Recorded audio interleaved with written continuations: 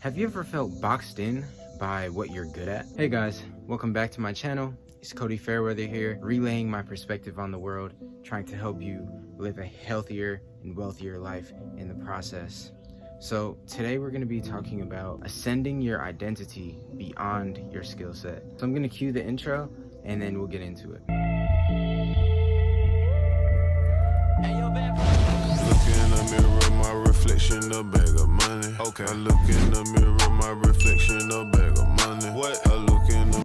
So let's say you like computers, like you really like computers and you like engineering programs and software, and maybe you're good at the hardware side of it too, right? It's something you like, it's something you're good at, and it's something you're known for. But there come certain times where it feels like that's all you're known for.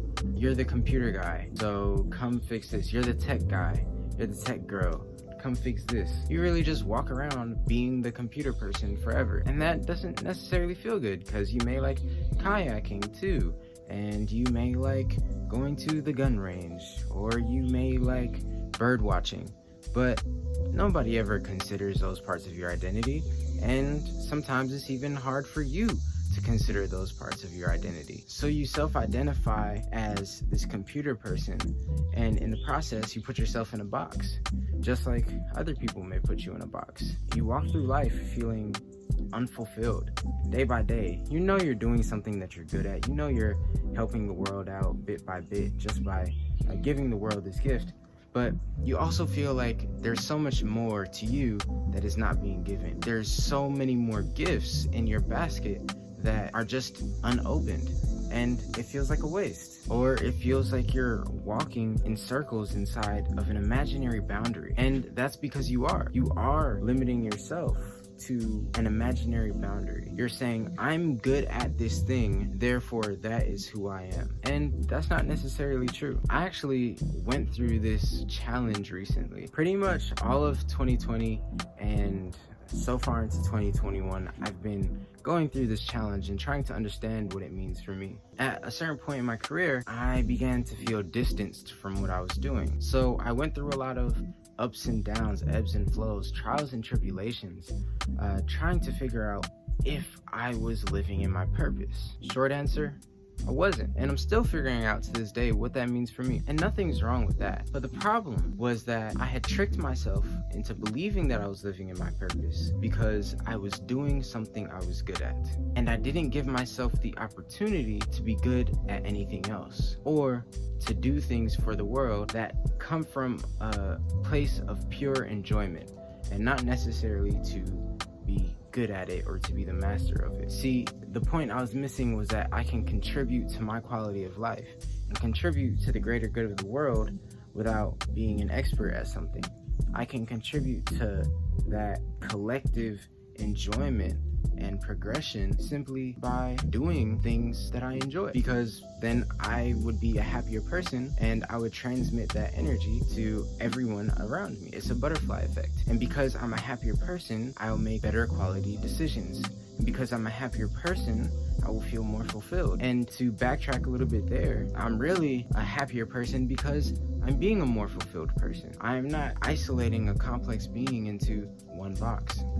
That was a mouthful. But I found that I faced a lot of resistance because I had an internal belief that limited me from doing the things that I enjoyed and from being the person that I wanted to be, that I secretly wanted to be. And that belief was that I couldn't be good at the things that I wanted to be good at. Where does that come from? That comes from not believing in myself. That comes from a long line of choices in my life of giving up on the things that I want to be good at because that immediate feedback is not supportive. And I'm not just talking about parents and friends. I'm talking about internal immediate feedback of playing baseball when I'm a kid and really sucking at it and being like, you know what, I'm not good at this, I don't want to do this anymore, even though I really wanted to do that. That comes from giving up on soccer to go after school because I didn't believe that I could do school and soccer at the same time. I didn't even try hard enough. That comes from wanting to be great at trading penny stocks, but I only put in 6 months of